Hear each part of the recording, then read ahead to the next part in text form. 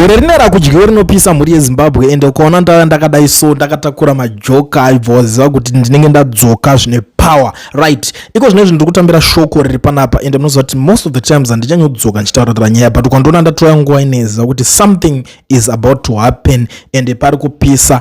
A lot is going on. Rekedze tangire pane nyaya. Team riya riri kuzviti presidential under 2030 chikora zvigananda team riya rinova team riri kusupporta VP Chiwenga zvekudaro ndingaiti team general. Vari kubuda ne a certain information panapa vari kuti zvoni I am reliably informed of a plot by ED to assassinate VP Chiwenga via a plane crash during his tour.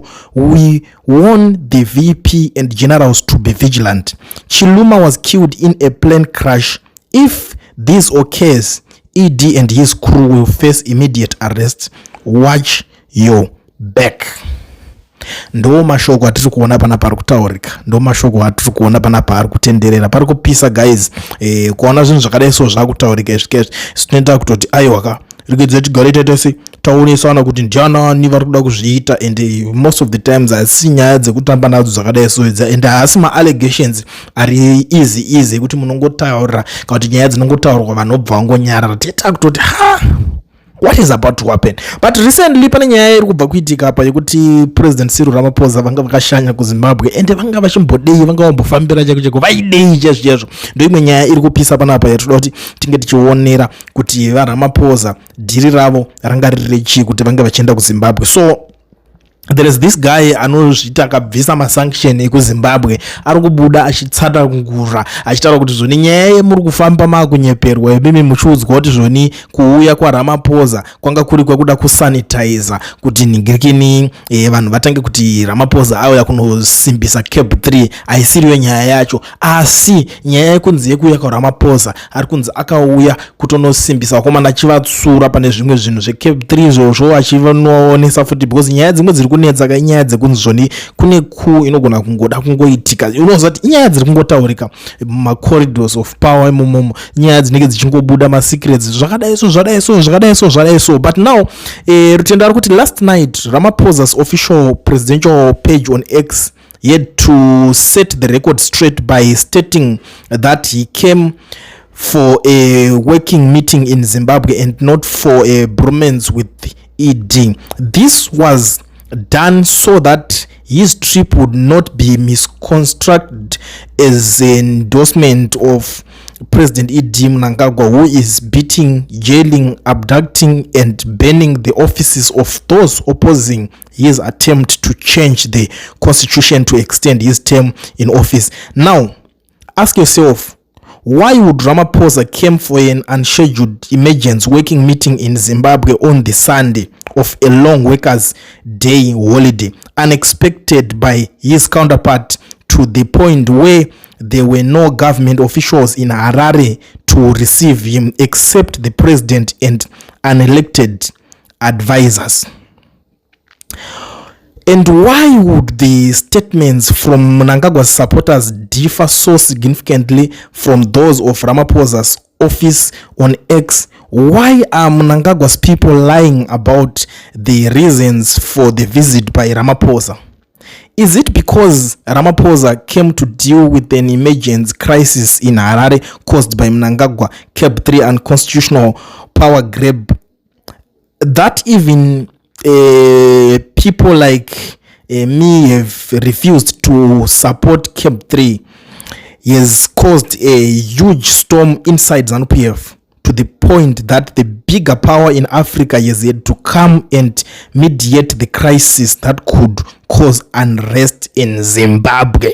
This is why the architect of the bill came out to make Ramaphosa's visit look like an endorsement of Mnangagwa, when it is in fact an opposite and a sign that, as we warned them, Cap 3 is being rejected to a point that it has become a regional security threat. The bottom line is that Ramaphosa's visit was a crisis management intervention because Zimbabwe is on the brink of a coup, if not a civil war. We have been warning Harare that Cape 3 is a national and regional security risk, and this visit, along with the false narrative around it, is confirmation that those concerned are materializing faster than expected. Saka panapa muri kuona nyaya yacho iri kuitika zvikunzi kufamba kuya kwa Ramaphosa akauyira inenge ichinzi crisis management intervention ndo chinangwa chekuvhizita kwaakaita kureva kuti shoko rafamba yakwese kwese kumacorridors kwese kuti ivedwe anytime kuZimbabwe chinogona kungochaya ku inogona kungoitika at any given time. That's why Mr. Ramaphosa vakauya, and tiri kuona futi pane macatholic bishops aya vekumbobudikira aya vachitaura nyaya dzekumbopikisana nethis bill vakati vanga vasingadi the whole thing and vanga vari against that, but now takutambira kuti hanzi Catholic priest Beck's constitutional amendment bill number 3 says elections divide communities. Roman Catholic priest Father Fidelis Mukonori has backed constitutional amendment bill number 3, saying it will ensure continuity of development projects across the country. Father Mukonori says frequent elections tend to divide communities and require significant financial resources that could be channeled towards national development. Vatochinja nyaya ende unozwa kuti kune vanhu vacho futa vanenge vachibudisa that kind of handichataura kuti ndayanani vari kupusha that narrative, but vakomana ka zvinonetsa. Hatizozivi kuti munenge mapuwa makulayo akaita sei, hatizozivi kuti munenge mapuwa matonhodzi akaita sei, because zvavanoita vakomana vacho vakaziva kuti iwo ndoda kuoma musoro iwo uri mukuru wemabhishop uda kutotinetsa, vanokwanisa kungokushanyira. Instead vanokushanyira in a peaceful way kana kuti other way, but normally vakauya in a peaceful way vanotaura ndiwe mune zvakanaka, but unosara wega uchifila guilt kuti panapa ndatsikwa nevakomana. And you know, kana vange vangotsika these guys vangova vamwe vanhu vanenge vachiningirikana vanenge vekuti havasi vanhu vekuti vanhu kwavo. At the end of the day unogona kungoitwa zvese, but ipapo ndiri kuona futi with people like Patrick Chinamasa ane zvimwewo zvaari kutaura. Mr. Bean, Patrick Chinamasa legacy yake ndeye kuvhura mabin, akanokomishena bin chegore riya, saka vanhu havazvikanganwe, anongonzi zvese zvaari kuda kutaura anenge ari marara. But Patrick Chinamasa says the constitution amendment number 3 bill will pass through parliament without resistance, insisting there is effective no opposition capable of blocking it. Hanza hakuna kana panzi pagedha pana keeper, according to Mr. Chinamasa. Vari kuti aiwa zviri zveopposition hakuchinaba zvekuti tingachavhunduka kuti ndianani vari kunge vachimina, but we will see kuti inoperera papi nyaya yacho, because tozviziva kuti zvonetsa. Idzi nyaya idzi manje ndo dzinyaya dzekuti dzakafirwa, ukanzwa kuti kuna munhu akafa izvi zvitoverenga vanhu hobho kuti ningi kwakuna ningi akafa. Like for example tanga tina Mudara Geza pamashure kwezoko. Where is Geza now? Geza is nowhere to be found. Geza akafushirwa ndizvo, and there was Sarwaka akafushirwa. There was Nyoka Mabunu is still in prison, and there was Traore ndobva asungwa vakaitwa zvakaitwa chinje kaswa pabail. Obviously munhu kana chinga apa bail apasina achabvumudza kuti asi kunge achitaura, otherwise vanomurwa seconds vanoti mukuzviona. And I even heard kuti some people are still threatening to kill Traore. And it's funny because vanhu vacho unoziva kuti ukatotarisa munhu ari kutozviti arida kuuraya munhu, unoda kuurayira munhu uchimuurayira chivedwe unowana chipa zvinhu zvacho zvekuzonzwa ningi namunhu. Ukauraya munhu iwo wacho uriuraya munhu mangwana uchatonga here, uchapuhwa here ndiwe, kana kuti kungourayira munhu like zvaingoita vanhu panguva yaMugabe yekuti kunzi ningauriwo neningi. But up to now hakuna chavakambowana chinobatika. Hatichataure mazita because vamwe vacho ndikakuudzai maconditions avaa kusangana navo vakaita zvinhu zvakashata kumashure.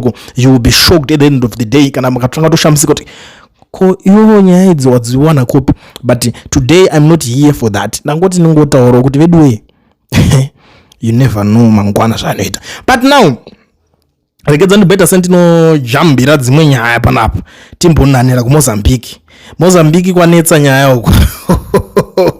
Official voters roll from 2024 Mozambican elections contains the name of 2 ZANU-PF activists and a number of Zimbabweans who do not hold Mozambican citizenship and who had no legal right to vote in that country's election.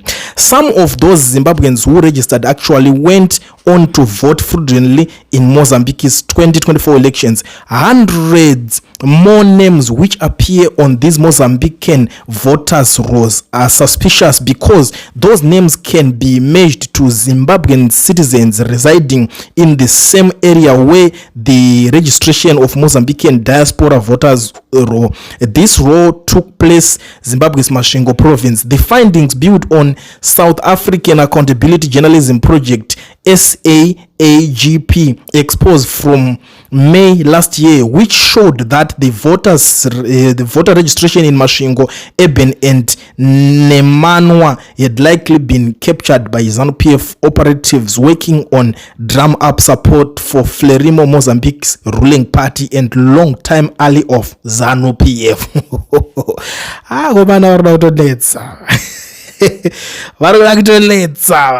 But anyways, since time zapera ganza ndingoti gaga tatangodzipedza nyaya yacho tatangopeta dare because ndozoti pane zviri kunetsa. But I don't know kana ichazoita good news munzeve dzako, but I believe kuti it's good news kune vanhu vanenge vane ma private schools because I understand kuti guys manga matitamburei. So Cabinet approves compulsory ZIMSEC registration for all schools. The government has mandated all schools to register learners under the Zimbabwe School Examination Council ZIMSEC with full implementation set for 2027 following cabinet approval of a new education policy. Primary and secondary education minister Tonderai Moyo confirmed the development, saying the decision will standardize national assessment across the country. He added that the policy also aligns the education system with constitutional requirement and supports the heritage-based curriculum being promoted under the Second Republic education reforms. Vapedza zvavo vakuda kupindira kuti vamboita se vambonobatsira kunoti zvingaita andoziva zvazviri kubowa ayo kungoti kuvhura chikoro but ushaya access ZIMSEC yacho inofanira kuya padeni pako panikini pachikoro pako ipapo then woita zvinhu zvako chikoro chako chinova trusted. Saka at the end of the day zvinobatsira. Pane tumwe mutemo twekare tunongoreomesa zvinhu but pamwe pacho tunombovaisirawo maoko toti pamwe pacho vagona. Ndisizi kuziva hangu kuti hapana kahore kaitwa here kana kuti kakuzowedzera kurowana mari futi at the end of the day because vakomana vacho dziri dzefundraising vakachimaster chidhiri chacho. Harare residents at risk traffic lawlessness surges. Pakashata muHarare umo ameno muri kuita sevanhu vari kuHarare. Harare residents are at risk as the city of Harare recorded an increase in traffic violations with over 50,000 vehicles impounded in 2025 for flouting regulations and endangering lives. Speaking City of Harare Chamber Secretary Warren Chiwawa warned of a major crackdown to curb the menace of rogue motorists, saying it's time for lawlessness drivers, stressing that innocent lives cannot continue to be put at risk. Saka vanoda kufambirwa nyaya dzacho, and I'm glad kana dzinge dzafambirwa vakomana vemishikashika famba ine mota zvakanaka. One day munopuwa matonhodzi enyu ipapapa hazvizonakidze, and inini I will never support kana muchinge makupinzwa busy because ndisi munhu anotombogara asimbisa zvinhu zvekupenga zvakaita seizvo. So handiti try to do something chekuti munoningirikirwa zvakanaka. Toziva kuti vanhu muri kutambura but upenyu ndo chinhu chakakosha kudarika zvinhu zvese. Right, ndichibva ipapo President Emerson Mnangagwa has directed the release of findings from Commission of Inquiry into the sale of land, marking a significant step toward transparent in land governance. The inquiry, chaired by Tendai Uchenna, examined land allocations dating back to 2005. Early indications suggest over 4,000 suspended corruption cases and potential losses near 3 billion. Although completely in 2019, the report remained unpublished until a High Court ruling by Justice Maxwell Takuva, which affirms citizens' constitutional right to access information. The development has wide-ranging implications,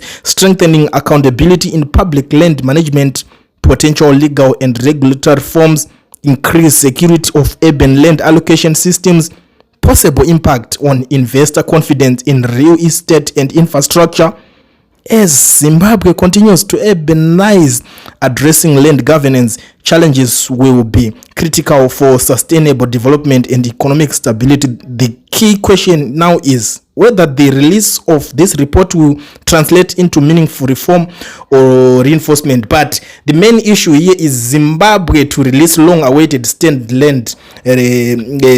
land require inquiry report ndo pane nyaya mbese ipapo kuti tinge chinoningirikana ndite but ndichivhara takitibva tangozivisana zvekare kuti aiwa Chief Justice Malaba musi wa 14 May ndo pavanenge vachisiya basa in case kana nyashanga chakujamba atatambopfura nepo. Walter Mzembe akapiwa bail re $1,000 but pa fraud case yake iri worth $2 million chinzi akadonata zvinhu ma TV chinchi zvakaitwa kuti zvichange zviri zvechi zvanga zviri zve 2010 FIFA World Cup pakashata pari kupisa but ndo pane nyaya dzacho ipapo dziripo handiti. Saka ndangoti ndingopfana ipapo ndichingopedza nemi tobva tangoziva kuti shapiri yona yacho inenge yashapena ma-updates esakakwana. Thank you so much for watching one chivhiti one Kulian. But before I disappear nsandarwa pasi nsandaenda zvangu ndobva ndatoshandisa mukana wokuzivisa maZimbabweans ese zvavo vari munyika yeSouth Africa nevari kuda kuregisterwa macompanies nekuvhurwa ma-FNB business accounts vasina ma-work permits kana ma-study permits. Ndiri kuti mukana ndiwoyu.